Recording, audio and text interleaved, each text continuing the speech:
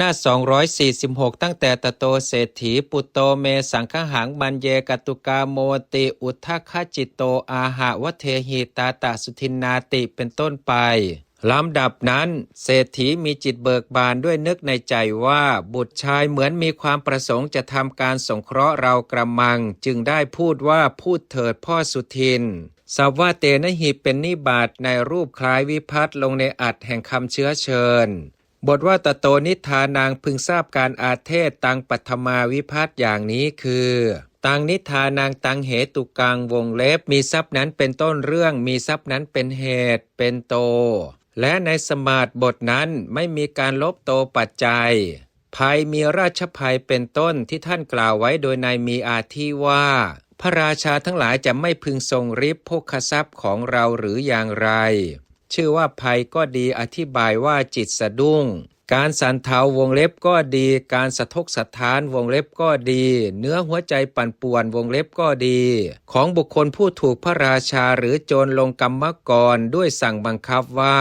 เองจงให้ทรัพย์ดังนี้ชื่อว่าฉัมพิตัตตะวงเล็บความหวาดเสียวขนชูชันคือมีปลายงอนขึ้นข้างบนในเมื่อมีภัยเกิดขึ้นชื่อว่าโลมหังสะวงเล็บขนพองสยองกล้าวการรักษาอย่างกวดขันทั้งภายในและภายนอกทั้งกลางคืนและกลางวันชื่อว่าอารักขาวงเล็บการเฝ้ารักษา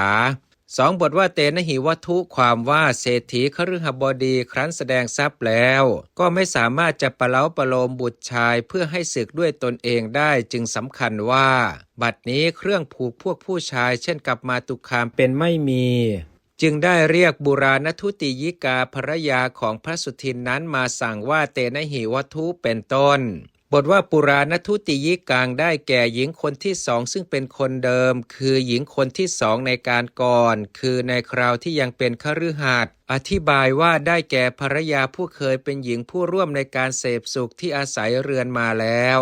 บทว่าเตนะหิความว่าเพราะเหตุที่ไม่มีเครื่องผูกวงเล็บอย่างอื่นเช่นกับมาตุคาม2บทว่าปาเทสุขเหตวาความว่า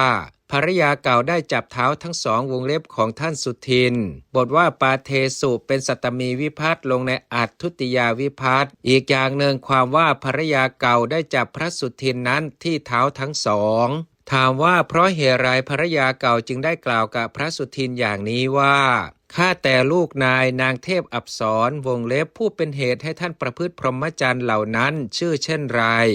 แก้ว่าเพราะได้ยินว่าในการครั้งนั้นหมู่ชนผู้ไม่รู้จักคุณแห่งบรรพชาครั้นเห็นขัตติยากุมารบ้างพรามณกุมารบ้างเศรษฐีบุตรบ้างมากมายซึ่งพากันละมหาสมบัติแล้วออกบวชจึงสนทนากันขึ้นว่าเพราะเหตุไรขัตติยากุมารเป็นต้นเหล่านั้นจึงออกบวช